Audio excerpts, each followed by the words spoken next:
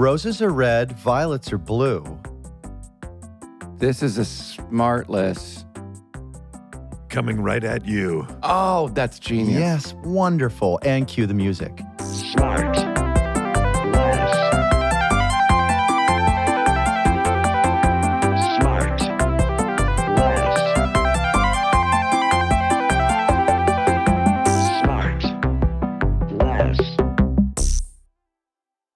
Jason, hi. Sorry. Hey. So stressful. That is so stressful.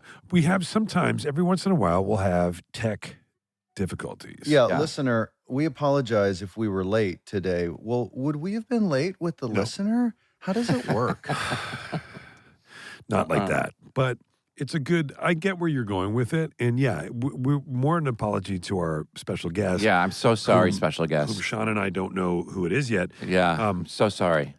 Well, let me tell you something, Will. You're going to be mortified when you realize that you've embarrassed yourself. You and your silly podcast operation have embarrassed Really? yourself in front of this guest. Why? Okay? How did I do it? I'm not Well- in charge of Sean.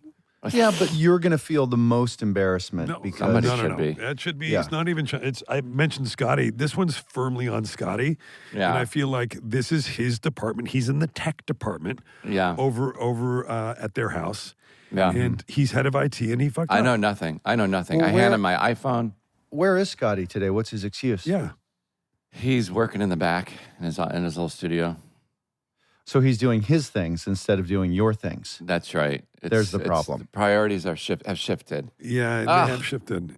We should bring him in front of the council. Yeah. And he probably can't step away from those duties for 10 minutes, can he? No, he can't. It'd be the 12 steps that it takes him to walk from the back to the front. Yeah. Listen, By the Sean, way, Jay, I didn't know that Franny was in 9 to 5. Yes. I would have completely seen that. Oh my God, you would have loved it. Yes. So Franny Tracy, my 17-year-old, she was in a musical last week at her school. She was incredible. I can say. I heard she was without great. any- Yeah. Yeah. And I'm so proud. And she seems to unfortunately have been bitten by the actor bug, the performance Yeah. bug, the Yeah. audience Really? bug, the whole I thing. bet. And so we're gonna have to manage that. I'm obviously You going mean to you're gonna support talk her out of her. it? And- no, I mean I've tried. Yeah. But Did no, she she's- sing? I heard she played Roz, right? Did she sing the theme song, like the title song? as part of the ensemble? Yes, it was. yeah. Now 9 to 5 was on Broadway at one point, was it not? Correct. Yes. Yeah. It seemed like it's a great show. yeah. I heard it's really good. So the And- whole and like then- tumble out of bed, stumble to the To the kitchen, kitchen, pour pour myself. Pour myself myself a cup of ambition, yawn and stretch and try to come Oh, alive. you know the song. I've never Well, I seen thought- Jason. I saw it I've never 3 seen him times sing. last week. And Maple, our 12-year-old, she was maybe even more obsessed by the whole experience. So, Yes, she told me. So there are 2 on the loading dock. Here it comes. love Hollywood You better mean get ready. Maple liked it a lot too, huh? Yeah, she loved it. She's going to get into theater when she gets to the upper school. Yeah. Really? She Yeah, says she's not interested in the tech part at all. Yeah, she doesn't None want of to the get her tech. hands dirty building sets and light cues and stuff like Yeah, that. yeah, She yeah. just wants a spotlight. Yeah. Yeah. But it was very, very cool. I loved It's it. fun Now, to watch that, right? Now, Jay, It's fun to watch that. The painting behind you, you painted that or you bought that or what? It Like, why seems are we like it's focusing? something Like, why like are that. we? I know it's a little frame heavy left. Let me adjust my Oh, nice. composition Oh, there. Let's do nice. There we that. go. Let's go. Me and Oh, look at that nice. no. little It kitchenette. looks like flowers, but it's actually a broom. All right, sorry, listener. You know what? It's been too long now. We've kept our guest waiting Yeah, sorry. because of Yeah, we really have. Scotty ignoring you, Sean. I know. So let me do my Sean, best. just have a deep pull of milk though before we get the guest out here. There we go. He truly did, listener. Just a big hard shot of milk. So this is a fella that Will would probably do a better job introducing this guy, and he probably will be driving this interview much more than me. Although I am a huge fan of his as well. But I can't really elaborate with one of my incredible introductions like I usually do. When do you do those? But I will. Sean, what did he say? So I will say that. Well, I'm gonna say some things here, and Willie, as soon as you guess it, you can go ahead and introduce him. All right. Okay. All right. This guy, this stud, this world famous athlete In the room. played for Manchester United, Real Madrid, AC Milan, LA Galaxy, Paris Saint-Germain, and the England national team. It's David Beckham. Are you kidding me? David Beckham, It's get David out Beckham. here. What? What? No way! Okay. Oh my God. No, David, I'm not joking. oh You're my welcome, God. Will. This is so Joking. cool. It's not even your birthday. You're Wait, I'm so sorry for keeping you waiting. Don't worry. Yeah, Shut Don't up, worry. Sean. Yeah. You've done enough damage Sean, you already. shut your mouth. You know how many David, times thank we you just- for joining Yes. us. No, This it's is a so pleasure. cool. Thank you for having me on. This is so exciting to me because I knew nothing about football, soccer. Watched the documentary. It's all I can stop talking about. It was Thank incredible. you. I can't stop Yeah. talking about it. It's all I It can was Yeah, oh, we're incredible. gonna get to that. And the fact that you had to spend so much time with Fisher Stevens shows what great resolve you have as a human being. Well, Fisher's our friend. he's our amazing. friend. We love him. He's amazing. It took us a while to find him as a director. You know, I looked for a long time for the right person to help me tell the story. And the moment I met him, I knew he was, firstly, unfortunately, he was a Liverpool fan, like you will. But other than that, he's a great guy. Yeah. David, what an absolute thrill to meet you, my This friend. is so cool. I'm such a massive fan. First of all, where do are we we find finding you? you right? Yeah. I'm actually in London. Okay. I've been in the office all day, and then I have a premiere of a friend's series on Netflix tonight. So I'm heading there after here. But that's why I've got a shirt and tie on. Yeah, I was going to say. Now let me guess. Is this for Ripley? This is Guy Ritchie's Guy document Ritchie's, okay. yeah. series tonight. Yeah. So he's got he's doing the Gentleman series. I've seen the movie, but the series he's been working on for a while. So I'm heading there tonight. I think. Well, he's a you know, great it's no director. surprise, and you made an excuse for wearing a shirt and tie, but you always look really, really well turned out. And I'm sorry you're not good looking. Yeah, he's working on. He's trying to distract from his ugly looks by dressing up a bit. You know. no, but I was going to say, We do what we can. You do Yeah. what you can. Yeah. You follow. That is something that has been a trademark of yours. You've always been kind of into style and into fashion, and that comes through in the docu series about your life. Do you feel pressure in that? I always want to know. Do you feel pressure in that way because you've set this standard? Like you're like, oh shit, I better look good when I go to the store. Yeah. To be honest, not at all. You know, I never feel pressure on that side. You know, I think, you know, my wife added to the fashion side of my life when we met 27 years ago. But even before then, you know, I was always into fashion, even at 8 years old, when I tell the story about when I was page boy at one of our friends' weddings, my mum's friend's wedding, and she asked me if I wanted to wear a suit or I wanted to wear tights and a pair of ballet shoes, and I chose the tights and ballet shoes. So, I, in all honesty, I never feel pressure. I enjoy wearing suits. I enjoy wearing casual clothes, but I never feel the pressure to look in any certain way. But so what motive you have a position somewhere in the English government or somehow with the fashion industry. I should have this, and I'm looking for it. I don't Great have it research. here. Yeah, it's not great over here. Sorry, David. But can you fill in where my dumbness is taking over? Yeah, I do a lot for the Fashion Council, which they made me. Sounds like the Ministry of Magic. They kind of made me an ambassador of the Fashion Council, and it was something that I was quite surprised about. But in all honesty, it's something that I've loved to be part of because it's about the new generation and the next generation of, you know, talented young designers. And that's what I love doing. You know, the work that I do on the charity side, the work that I've done on the soccer side over the years is all about the young talent and bringing them through. It's one of reasons why I started the team in Miami, because I was excited about the talented players that we have in Florida, in South Florida, and obviously in Miami. And that excited me more than anything. So, that stepping into the fashion world in that way was exciting for me. But here's the thing about fashion, because to me... Oh, go ahead. Yeah, let's hear it from the expert. Everyone's been dying to hear. So ahead, just Sean. when you tie the baseball cap into the Yeah. T-shirt, tell us what the process is. Definitely interrupt David Beckham to get your opinion on fashion. Go ahead. Clown. No, but my thing is like, Scotty always, my husband Scotty always boy, wishes another I fashion firestorm. always wishes I would dress better, right? Like, always like, he's like, are you really gonna walk out of the house like looking like that? Can't you just put like some nice pants and a nice shirt? And I was like, the looseness of a T-shirt and the looseness of it's more comfortable to me. Yeah. That's what it is. And to me, comfort is like, I don't like dressing in a shirt and a tie because it's so restricting and the pants are tight and a tuxedo. Well, and you enjoy that? Well, if it fits right, then it's comfortable. Right. So most of the time it does. Yeah. So I feel okay. I feel okay doing that, but But for most of the day, you'd like to be in sweats and a T-shirt. absolutely, So why not? or jeans and a t-shirt. Yeah, That's of what course. I'm saying, yeah. Now, can I ask you, David? Do you like a little bit of stretch in your jeans? I do.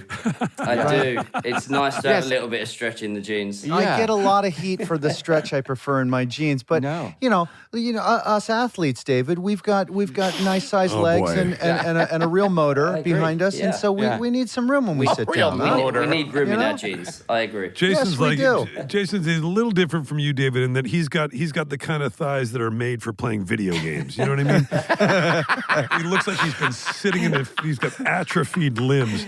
Well, to be honest, I was a fan of Ozark, so I saw those thighs quite a lot of times. Oh, we all did.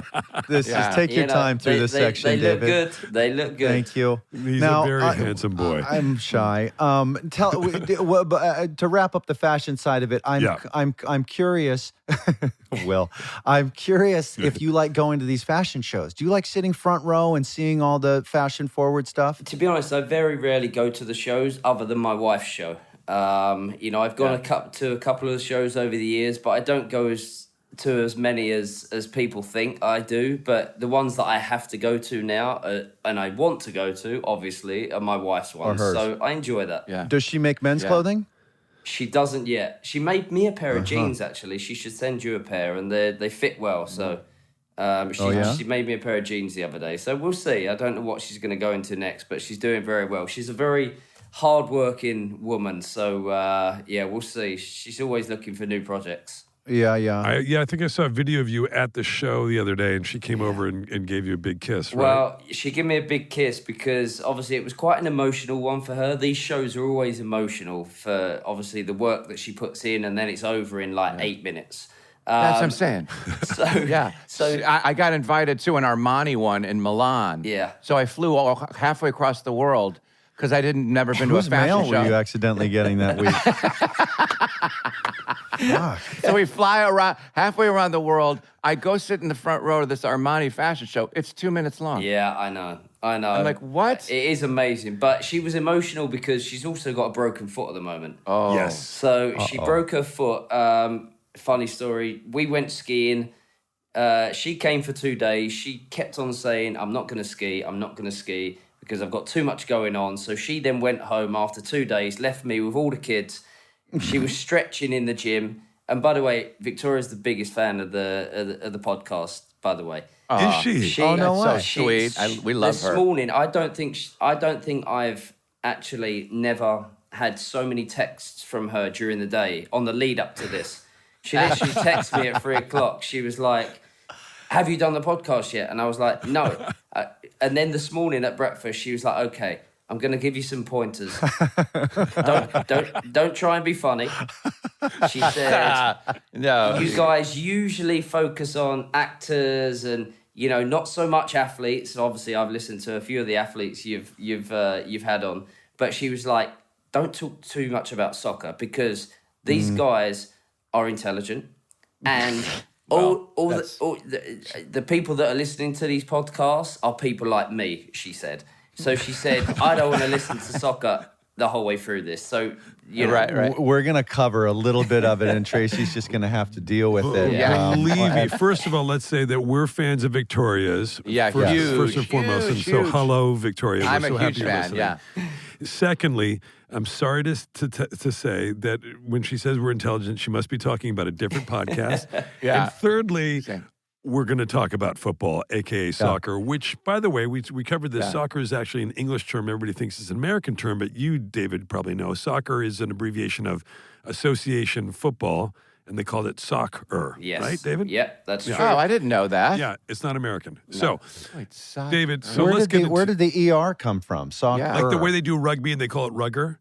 It was the same idea. It was kind of right, Soccer. David?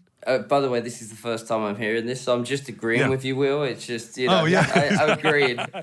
It's true. So the way that That's they amazing. took rugby and they called it rugger as like a sort of Okay. a slangy version, and soccer or football is called association football to distinguish it from rugby.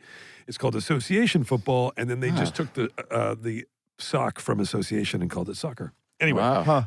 I think we just ran out of time. Yeah, might have- thanks for that might have joining been- us, David. David, so listen, so you started playing football when you were a kid, and your dad, and I love that they covered this in the documentary, your dad was a huge Man U fan Yeah.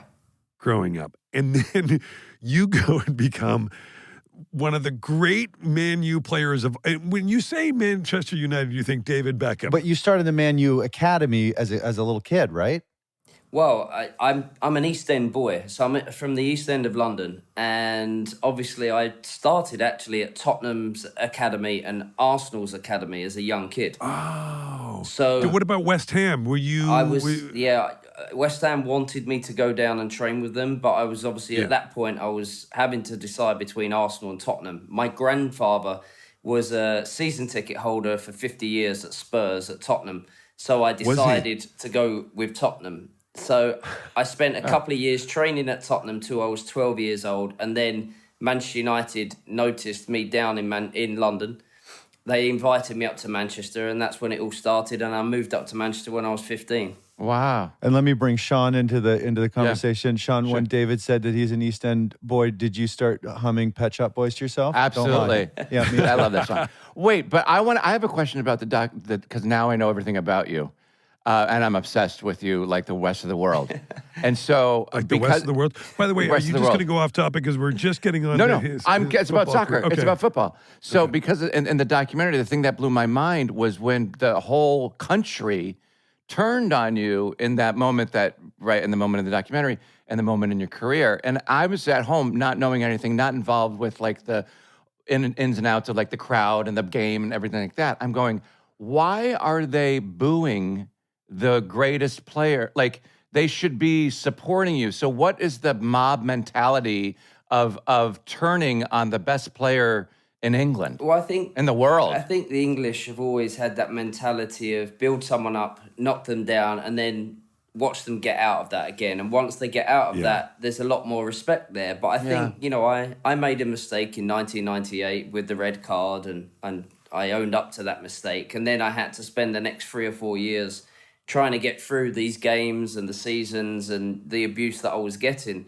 But I think, to your point, Sean, that I think one of the things that came out of the documentary is the fact that, everyone in America remembers me playing for the Galaxy. They remember me playing for my country and also other teams that I played for, but they didn't know the story of what I'd gone through and all of it. So every time that I'm in Miami or LA or New York or somewhere in the US, people come up to me and were like, we didn't know that story.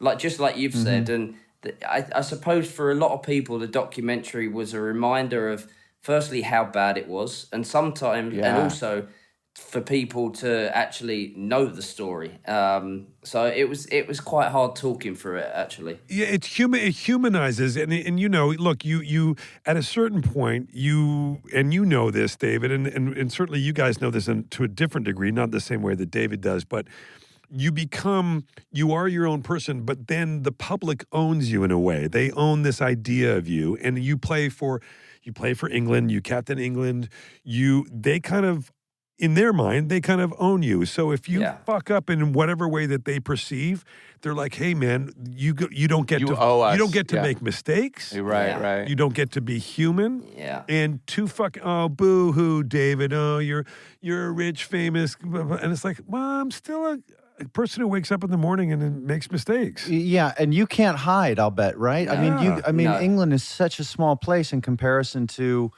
America or Yeah. and you can't, there's not a corner you can go without having to be ready for either confrontation or adulation. I or- know a couple corners in London I can show you. Go ahead.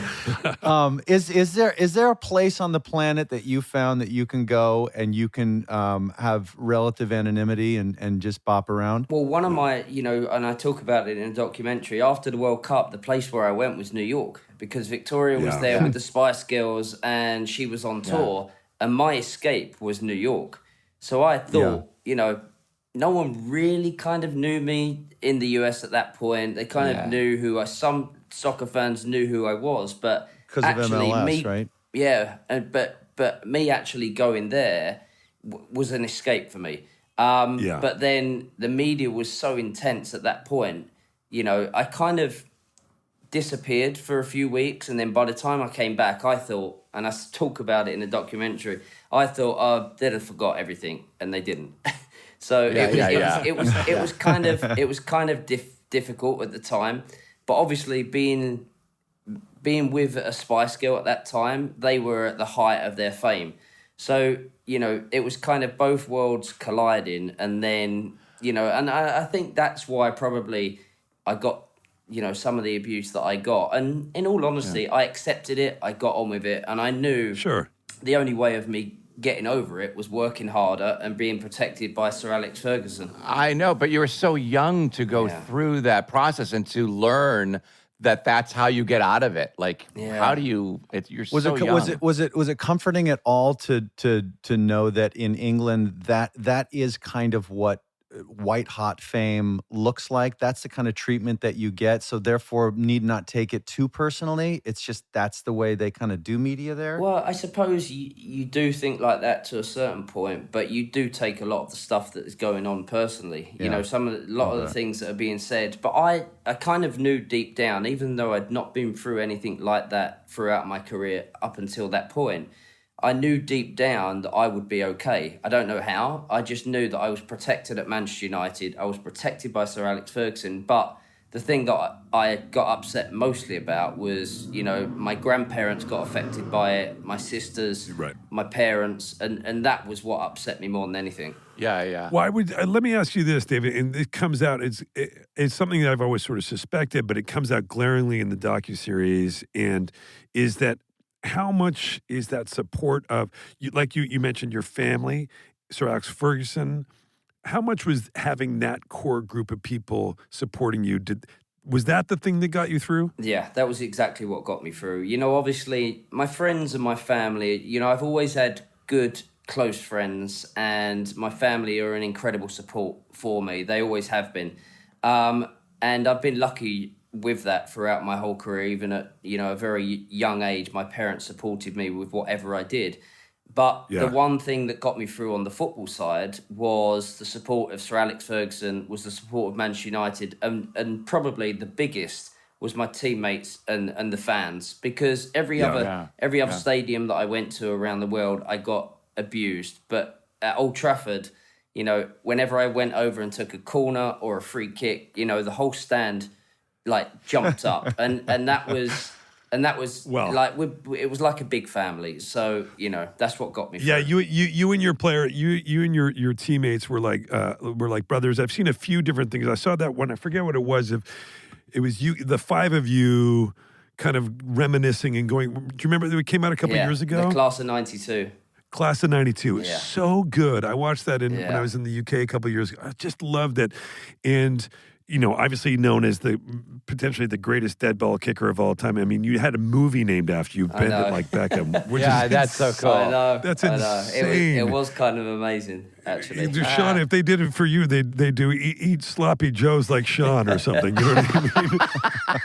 Like Wipe your mouth like Sean wait. Hay. But David, But hang on. Yeah. Don't- But what I want to get into is you and your teammates. You guys had that class of 92, one of the great all-time classes. I remember watching you guys, what was it, 99, when you guys were down, was it Champions League and you won it? Yeah. You got the 2 extra goals. 2 goals in 3 minutes, yeah. Wow. It was unfucking believable. Yeah. And so who were the tight guys in that group? It was, name them.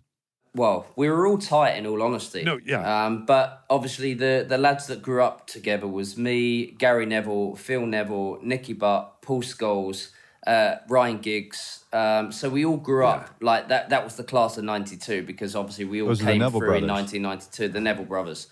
Those are the Neville brothers. Gary Neville, who's very outspoken and he's Very. constantly sparring with my guy Jamie Carragher, who's a Liverpool player. Yeah.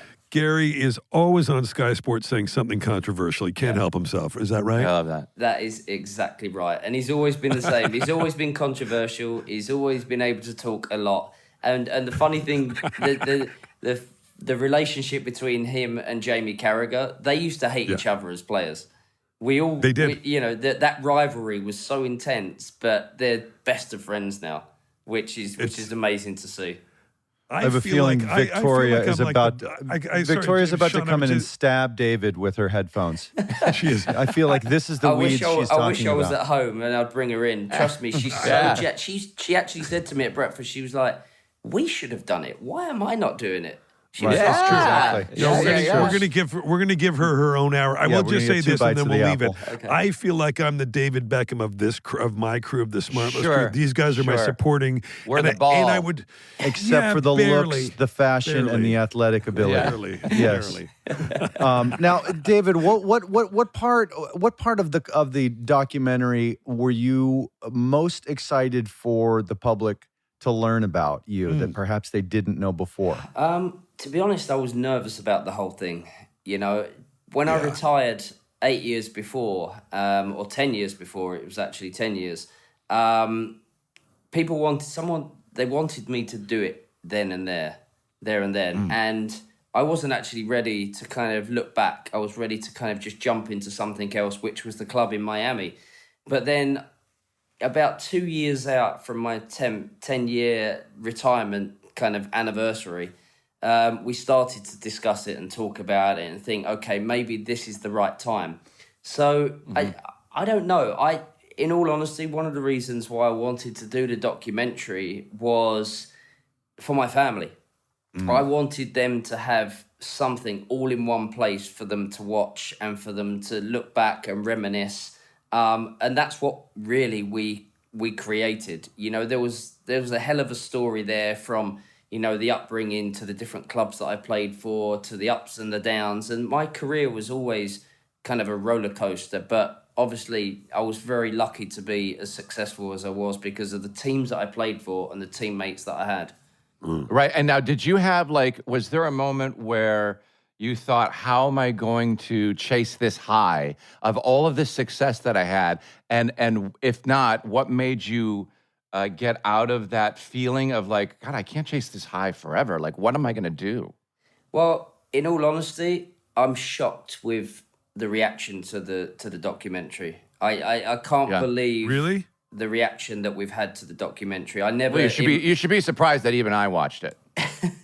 In my wildest dreams, I couldn't have. I wasn't expecting all of what has happened since we brought it out. But with chasing the high, I knew that once I finished my career, I kind of planned it 10 years out. Before I retired, I didn't know when I was going to retire, but I always knew that I needed to step into something new. On the day that I retired, the day after, I knew that I'd have to go again because that's just how I was brought up. My parents worked really hard and they luckily, built that into me. So I was ready to go straight after that. And nothing was going to replace the feeling of playing soccer, but I Right. knew I needed to be busy. How long after you retired was it that you purchased Inter Miami? Well, I announced I had to actually be finished playing soccer. So when I signed for LA, I put that in my contract that I could buy a franchise at the end of my time of playing in LA. And luckily, they gave it to me. And it was for half the price of what they were worth at the time. And then obviously 6 years later, I was able to announce it. And then I was playing in Paris. My last game was in Paris. And the day after, I flew to Miami and I announced the team in Miami. The day after. Yeah. Wow, And how are you? that's really How cool. are you liking that new role in the process, the role of ownership? You know what? It's been one of the most challenging things that I've ever done. bet. Whether in my career or outside of my career in the business so? side, because we had to jump over a lot of like hurdles along the way. There was so many difficult moments. People turning around and saying Miami is a really difficult sporting city. Don't go there. Don't take the team there. But I had a feeling that was where I wanted to take the team. And it took a long time to get it up and running. And we're still jumping through different challenges. But in all honesty, my vision from day one, when I presented the team and tried to put the logo together and the colours and all of that, the last slide of the presentation that I presented to the creative guys was a picture of Messi in the Miami jersey. So my dream was always to bring someone and him to our team. Unbelievable. I mean, how crazy that you've been. You're Messi's boss. I mean, let's just let's not. I can't look at it like that. I can't. I just can't. But it's pretty wild. And you not only have you been successful with this team in Miami, but you brought over Leo Messi in a time when, and as you are well aware, a lot of players are going east to get those big, in search of riches in the Middle East. Yeah. A lot of players from Europe, a lot of players from the UK. They're all going there and getting these huge paydays. Famously, Ronaldo and everybody else. And Messi comes to Miami, and that must have felt like a real vindication for you, like a real sort of a vote of confidence that he said, you know what, I'm going to go to Miami and I'm going to partner with David Beckham. I'm going to play for Miami. I mean, that must have felt good. It felt unbelievable, and I still can't believe it. Every time someone turns around to me and says, you have Messi in your team, you realise that, don't you? And it really is surreal, to say that we have probably the greatest player to have ever played the game, the most successful player to ever play the game, and he's playing in Miami, in the MLS. But Leo, his vision was always... he turned around to me many years ago. He said, I love Miami. One day I want to live in Miami. And it stuck in my head. And I thought, I'm going to make that happen one day. If we ever get a chance to bring a player like him and his caliber to Miami, then that's what I want to do. So it took a lot of time. We started the process 4 or 5 years before he came. Wow. I sneaked into his dad's hotel. I said, I want to sign your son. I know he won't come now, but at some point we want to bring him to Miami. So we started the process 5 years out, and then all of a sudden he decides to come. And yeah, I actually cannot believe. But you're right. A lot of players were wanting to go and go into Saudi at the time, and he had a lot of offers obviously on the table. But he's very clever. He's very clever. He knows what a massive market the US market is, the opportunities that you can have. I think he also saw the life that me, the kids, and my wife had in LA, and that was his decision.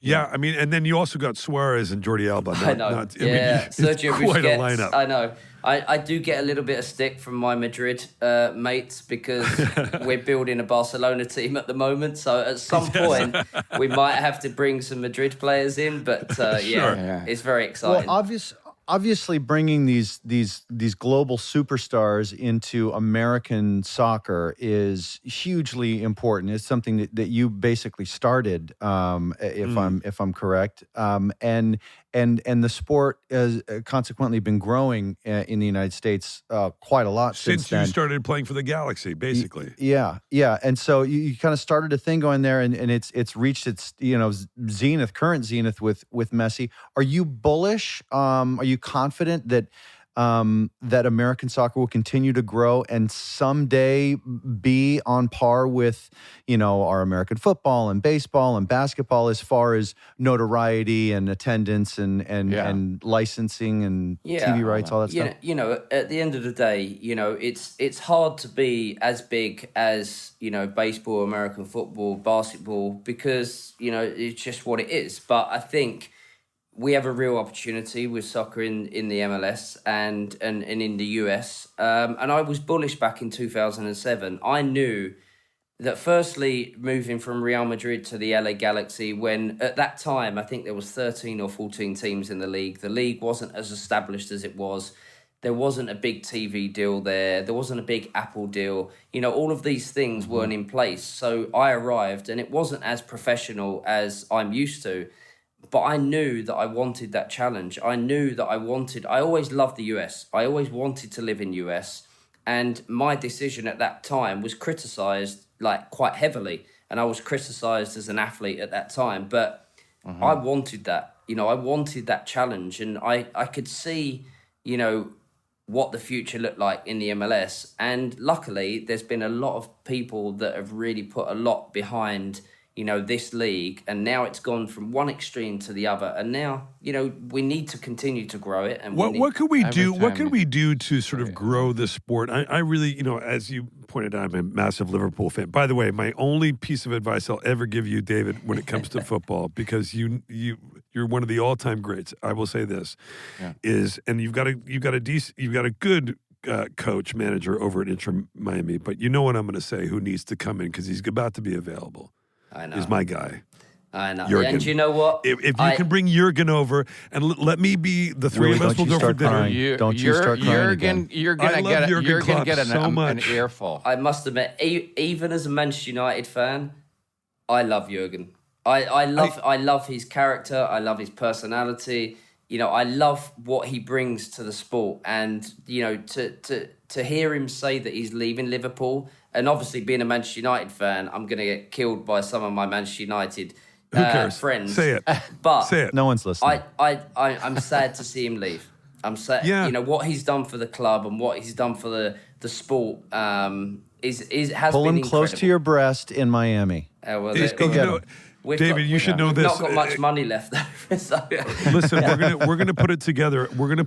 I want to help make this happen. You should know. A couple weeks ago, I was in Canada for the the Hockey All-Star game, and they had me be like a. Is that right, eh? They had me be a sort of like a celebrity captain, whatever. Yeah. And so I was with Connor McDavid, who's one of the greats of all time. And I gave a speech. He said, "Do you have a speech for the boys in the locker room?" I said, "I sure do." And what I had done was I pulled together a bunch of Jurgen Klopp quotes, and I made it into a oh my speech. God. And I started, and because all his speeches are so inspiring, Yeah. right? And it kind of goes beyond sport, the way he talks to people. Yeah. And then I ended it by saying, when I first came to Dortmund, and then all the players looked at me like, Dortmund? What is he talking? Anyway, we're going to get Jurgen David. Klopp. Yeah, but I want to David. get my question was, what can we do to make football sort of, how can we improve it in this country, for whether it's youth academies or just grow the sport? Because I really want young people to play. Yeah, well, in all honesty, when I came in 2007, I sat with the commissioner. I said, okay, talk to me about the academies that run through the MLS. He said, we don't have any. I said, okay, well then every team has to have an academy. And I'm proud to say that every team now has, academy systems that run from 12 years old up until 23. And, we in Miami, that's one of the most exciting things for me, the academy, because we had 6 young kids in our first team last year. And those are the things that you need to do, and also you need to do that, but you also need to bring stars, bring in Leo. I was going to say, bring in Leo to the league. wasn't just about, giving a gift to the US and the MLS and obviously to the Miami fans. It was more about, what he can do for our academy players. And it's continuing what you started. Yeah. Gareth Bale did it too. Yeah. The great Gareth Bale. Yeah, We love Gareth. exactly. Golf We swing love. on this He's guy. a great golfer, by the way. He's David. a great Have you played? golfer. He's a great golfer. Good Lord. No, How's your golf game, David? It's okay. It's okay. I bet it's pretty damn good. It's okay. Come play with us. Come play with us next time you're in LA. Okay, I'm not. What's that your good. what's Gareth what's your embarrassed us. Gareth, and he Yeah. literally embarrassed Yeah. us, didn't he, JB? Yeah, and it wasn't just the hair. What is your favorite sport aside from soccer that you enjoy playing and or watching? I love basketball. Do you? Love, Basketball. I've Love it. always. Are you a even Miami though- Heat fan? No, I'm a Lakers fan. I've All right. always been a Lakers fan. Yes. All right. And that, I like and then it. obviously when I moved to LA, I was able to go to the games every week, and I made sure that I go to the game every week. And what I found a little bit strange, and I always say it, that even through the early games and the middle of the season games, 2 minutes to go, people are leaving the seats and going home. And No I'm one wants like- to get caught in and I'm traffic like, in come LA. Well, Jason needs to get home. Yeah, I got to get home. I So got to always get on the stayed. slippies. I always stayed right to the end. Firstly, because Well, I'm a now, loyal David, fan. you're also leaving in the SUV from the tunnel under the that's Staples true. Center, That's what was true. then called the Staples That Center. was You don't have to true. deal with the nonsense That's of true. traffic, getting out of the big lot. Yeah. That is true. Don't embarrass him. No, and you've deserved that. You've earned that. But Kobe was on the court. So there was Yeah. no way I was not going to watch every second of Kobe being on the court.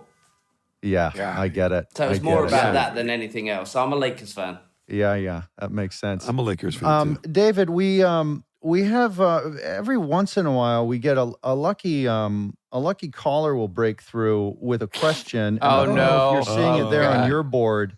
Oh, this is for Will. This Oh, caller God. is from New York City, named my Justin T. Fucking Thoreau. Hey, He is so good looking. he says here. so good. Don't say that. Don't say that. His arms are cold though.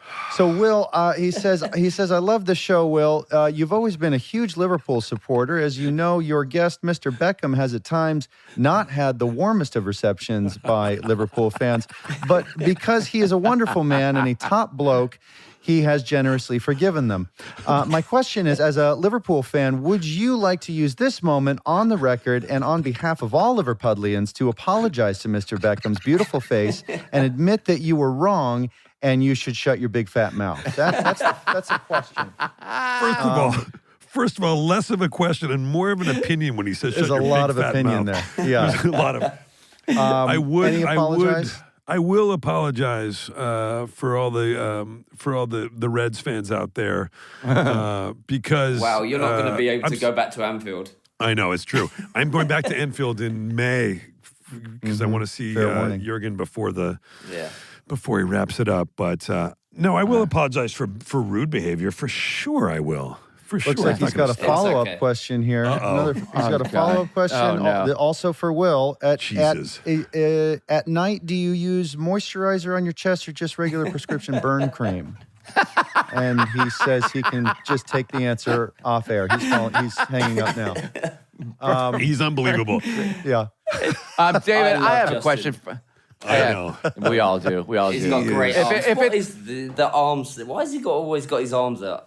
Yeah. Well, why would you hide them? I mean, if That's you've true, got that's those true. arms. I've He's never so seen good somebody looking. somebody in such good shape for somebody who's so unathletic. We're Great. You throw a ball at him, he runs the other direction. Oh my God. Now, David, you mentioned my question about the documentary, about all that drama that you encountered. Just sitting here talking to you, never having met you before, you seem like the kind of guy, and I'm guessing you strike me as someone who that recognizes people or situations that could potentially be drama or controversy. Like you mentioned your mate that always gets himself into trouble because of all the controversy. Do you run from that now, having been through so much drama your whole life with reporters, journalism, the field that you were in or continue to be in? Journalisms. I'm not going to let that slide. Journalism. Do you know what I mean? back for that. Like, do you recognize it now as that you're older? I think and he's got I it. don't Thank you, Sean. No. I don't run for it. I don't run from it. You to be really? honest. No. Really? No, I do. I really don't. It's just, it's do. been part of my life for a long time. And, everything happens for a reason. I had to go through that difficult time, to maybe make me have the career that I had, I'm just saying because you're so you're so mellow and like cool and like easy. Please tell my wife that. Yeah, and it's also conditioned. It's also conditioned you well to be a great husband, although she doesn't need any help navigating media. But a good father to help explain what some challenging stuff can be. Also, a great owner for the team when some of these players start going through some of the same media scrutiny and stuff. So you're in a. It's so great that you have a position that you've earned that is going to demand all of the things you've had to create, manage. Yeah. Well, let me say this, David. Let me ask you this, because this might help inform that, and we can sort of backtrack.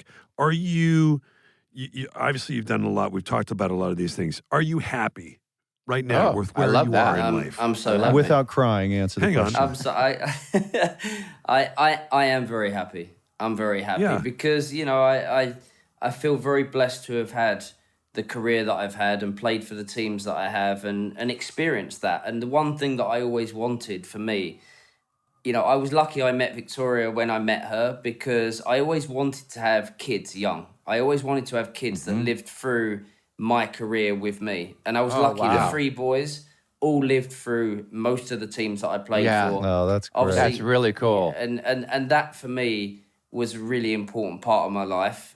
Yes, and that was one of the coolest parts of the documentary when you were like, you looked at her on screen and you're like, I'm going to marry that girl. I mean, that's crazy. And then you met her and then you married her. I mean, that's just nuts. And you're still married. And we're still married, 25 years in July. That's awesome. Well, that is awesome. And I guess the reason I ask that is because if you're happy and you seem like you are and you've got great kids and you're really close to them, that's evident, that really comes through, and you and your wife are really close but everybody goes through stuff in life, right? Like it's like you're always going to go through shit. I actually, what I quote all the time is, I don't know if you watched that All or Nothing, the Tottenham season, and Mourinho was on there for part of that, right? Yeah.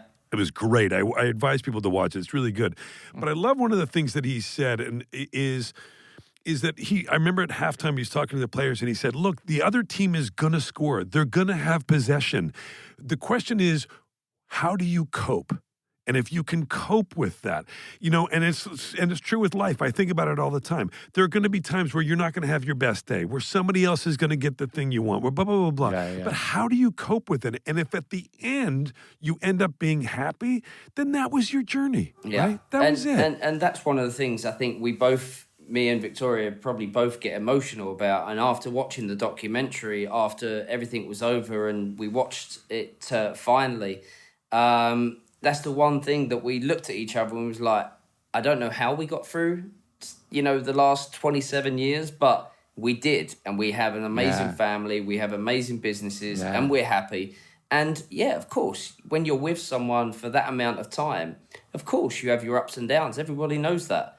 And at the end of the day, we were lucky because we had each other at those moments. She was a Spice Girl. I was playing for Manchester United. And even when we were going through the difficult times, we actually had each other to feed off, and that was the best part. We were 21 and 22 when we met. We got married when we was 23 and 24, and we had our first son when he was 23. So as soon as we had our first son, Brooklyn, that really also added another layer to obviously the family, and our responsibilities then were to our son and those, Now let me ask you this: you said businesses as well as family, which is really cool. How did you craft a business mind? Because a lot of sports figures don't have that side of their brain that gets exercised like that, or do they want to exercise that part of the brain? But you seem to gravitate towards it. How did you do that? I think throughout my career, I was lucky to go into different things, whether it was being the face of certain brands and things like that. And I was able to work with great people over the years. I've been with Adidas for almost 30 years now. So a lot of the people that and brands that I have and partners that I have are long-term partners. So the business was something I was always interested in. You know, even from a young age, I knew that the moment I stopped playing, I wanted to have another life after that in the business world. And in all honesty, you know, putting the Miami part was a big part of the legacy that I wanted to leave, you know, in the game. You know, I wanted to be an owner of a team. I wanted to be in the US. So if I got the opportunity to do that, that was what I wanted. But on the business side, you know, there's a lot of things that have continued throughout my business, and I'm lucky to have, you know, the business that I have. But it's something that I always wanted to do. It's really Sean, impressive. Sean, you were saying that a lot of your partners wore Adidas. It was hard to see because it was dark, but right, you would have. Hey, Yeah. Well, David, are you traveling more now? Are you busier now than you ever were as a player? I'm so much more busier than I was when I was a player, because in all You're honesty, supposed to take it easy now. I know. I know. You're like everything I see. You're like in a different city. Like I know. opening I know. a thing. I know, but I enjoy that part of it. I enjoy to travel. I enjoy to work, and in all honesty, that's a big part of my business. So that part of my life, I enjoy it. Yeah. David, my mother's British, so I love people who are British, and I'd love to know, what is the most quintessentially British thing about you? I love roast. I love a roast. I love a roast dinner. Oh, He loves roast. That is probably the most quintessential part about Now that me. is a beef roast we're talking about, yes? chicken roast? Chicken roast. I go for chicken Yeah. roast. I get it. I got it. Jason, All right. that when you came over for dinner, we had chicken roast. Yeah, We did. Is that yes? Is that what you asked her to cook us? You like being in England, like on a Sunday, and having a proper it's my roast favorite thing dinner. to do. It's my favorite thing to do. Do you like going for a pub lunch? Do you like on a Sunday? I As do well? like you a to pub do lunch. I like a pub lunch, and my kids love it. So that? Yeah. What bands? Because I love British band. I grew up on, Will did too, like on British pop and stuff like that. Who do you listen to? Stone Roses. So Yeah. Love the Stone Roses. Love the I'm Stone a big Roses. Stone Roses fan, because Me obviously too. growing up in Manchester, I you know, mean, in the yeah, of 90s, course. it was all about Yeah. Stone Roses, Oasis. Well, Oasis is Man City, though. Sadly. What is the best British slang word or phrase? And can you give us an example of how you'd use it? Oh, Yeah. well, I was actually, my daughter started trying to ask me some slang the other day. She was like, Dad, you always talk about these like slang words as a Cockney. And I was like, okay, I'm trying to, because I don't really want her to start talking slang, in all honesty. So I was like, okay. Right. Yeah. So Harper, you've just run up the apple and pears. And she was like, what do you mean? She was like, well, that's what it is. It's stairs. You know, you've just run up the apple and pears. So I've been Apple and trying. pears. Yeah. So Apple those and pears. Yeah, those kind of Cockney, you know, slang she started to ask about, but, you know, Victoria would kill me. She would kill me if I was Oh, trying really? to teach her those kind of words and things. Yeah, she Oh, would really? be happy. Now you're obviously still staying in incredible shape. What about some of that British food there? What's your favorite piece of crap over there Fish in and chips. England? Well, you would know, it be something like that? I'm from the East End of London, so I grew up on pie and mash. So Yeah. Pie it's and simple. mash. It's a mince pie. It's your most simple mash, no butter, just salt, and then it's like a gravy called liquor, and it's stewed eels and parsley. Oh, I'll do that. and then jellied eels. So jellied eels. What's that? Jellied eels is eels. Eels. So you cut up eels, and then Eel, it's like the fish, the like snake the fish. Sea snake? Yep. Yeah. In gelatin. Jellied in eels. gelatine. Oh, That good sounds lord! horrendous. It's not for everyone. It's not for everyone. No. But that's Not for anyone. yeah. David, you've been a very, very You're such a nice good man sport. to join us, and a great Welcome. man during this I love you. interview. You're You're What the a best. thrill. What an absolute thrill, man. huge. it's Yeah. a thrill Thank you for me so to be on much. here. You know, I'm a big fan of all you guys and obviously what you do, and to be on on here is a huge privilege. So thank you. You set the bar Well, very likewise. high for Victoria to try to jump over. Don't worry, Yeah. she'll Right? kill. She'll Yeah. kill it in a second. Don't worry. We About it. can't wait to have She Victoria. actually said to me, "You can bring the looks, and I'm bring the humor." That's what she said this morning, but her words, not mine. Let's all have bangers and all that stuff without the eel when you're here. Well, you're invited to come to Miami, or when you come to London, and we'll go to have pie mash. Done. I would love that. I would love that. Fantastic. Right. Thanks, pal. You're welcome. David, thank you very so, much. so much. Have a great rest of your night. Thank you Yeah, very have much. fun, Love David. to the families. Oh, cheers. Yeah. You too. Back And to have you. fun at the premiere. Thank you. Yes, sir. Thank you. I will. All right. Take care. Bye-bye. Bye. Bye-bye. Bye, buddy.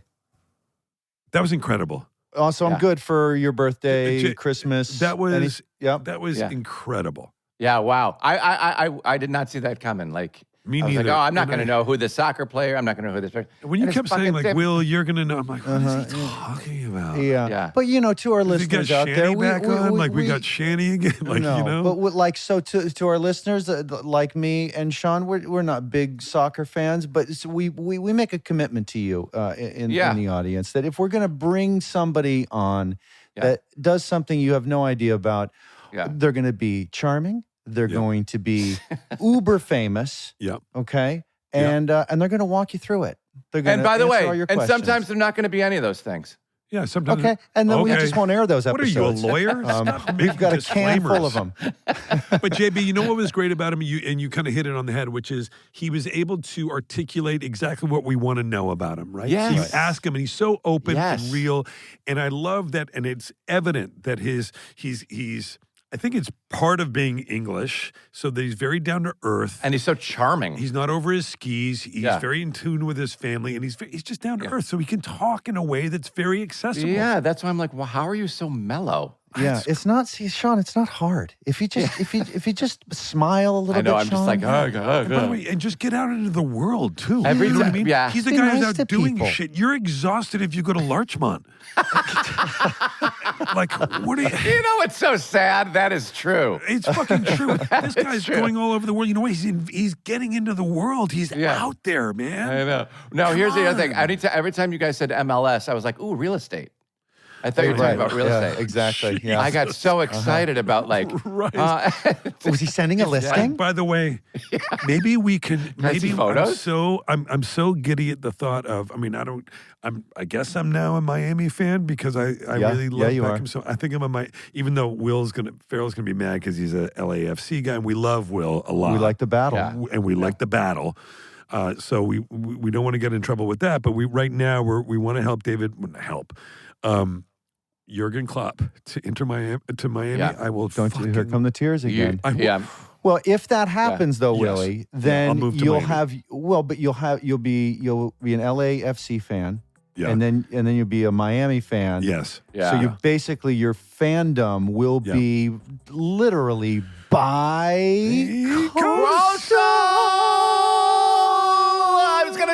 I was gonna say you're gonna be so excited. Well, thank God we cut before that. That was fucking rad.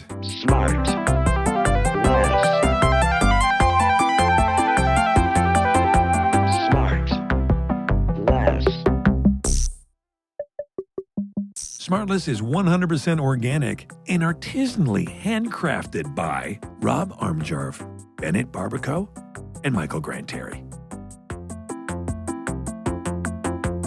SmartLess.